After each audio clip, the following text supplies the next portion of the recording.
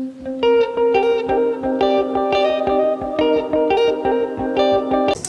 Viewers, வணக்கம். இன்றைக்கி vegetable chapati role பண்ணுறதுக்கு அந்த ஸ்டஃபிங் ரெடி பண்ணலாம்.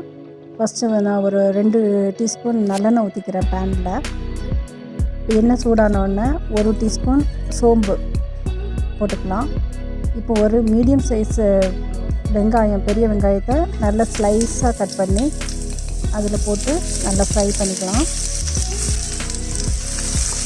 ரொம்ப கோல்டன் ப்ரௌன் ஆகிற வரைக்கும் வதக்கணுன்ற அவசியம் இல்லை. ஓரளவு அதுக்கு ஒரு கண்ணாடி பதம் வந்தாலே போதும். இப்போ நான் இஞ்சி பூண்டு தட்டி வச்சுருக்கிறேன். அது ஒரு டேபிள் ஸ்பூன் இஞ்சி பூண்டு தட்டி வச்சுருக்கிறேன்.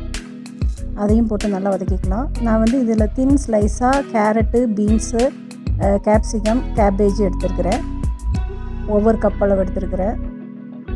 அதையும் போட்டு நல்லா மிக்ஸ் பண்ணி சும்மா ஒரு கையளவு தண்ணி தெளித்து அதை மிக்ஸ் பண்ணி மூடி போட்டு வேக வைப்போம். அது கொஞ்சம் குக் ஆகட்டும். ஒரு 2 நிமிஷம் குக் ஆனோடனே அதை எடுத்து அந்த தண்ணிலாம் போன உடனே இப்போ மசாலாலாம் ஆட் பண்ணிக்கலாம். நான் மசாலாவுக்கு ஒரு அரை டீஸ்பூன் மஞ்சத்தூள் போட்டுக்கிறேன். அப்புறம் இது 1 டீஸ்பூன் காஷ்மீரி மிளகாத்தூள் போட்டுக்கிறேன். நீங்கள் நார்மல் ப்ளைன் சில்லி பவுடராக இருந்ததுன்னா அரை டீஸ்பூன் போட்டால் போதும்.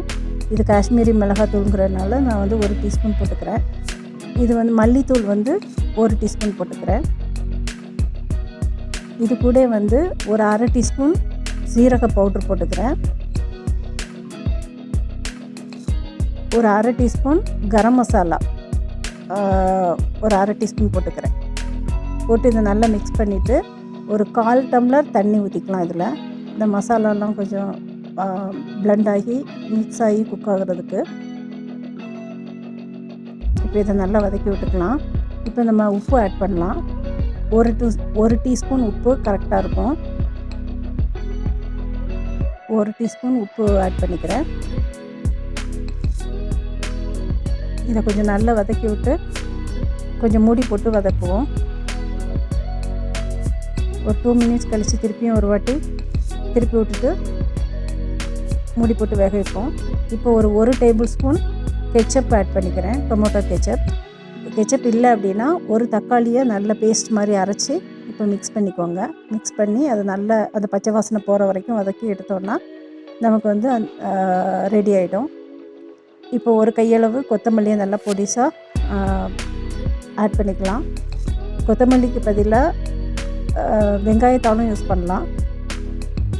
இதே மாதிரி செஞ்சு அந்த சப்பாத்தியில் வச்சு ரோல் பண்ணிக்கலாம். தேங்க்யூ ஃபார் வாட்சிங். இந்த மாதிரி வீடியோஸ் உங்களுக்கு பிடிச்சிருந்தது அப்படின்னா ப்ளீஸ் சப்ஸ்கிரைப் மை சேனல். இது மாதிரி நான் தொடர்ந்து வீடியோஸ் போடுவேன். நன்றி, வணக்கம். Please like, share and comment also. இன்னொரு வீடியோவில் சந்திக்கிறேன். நன்றி, வணக்கம்.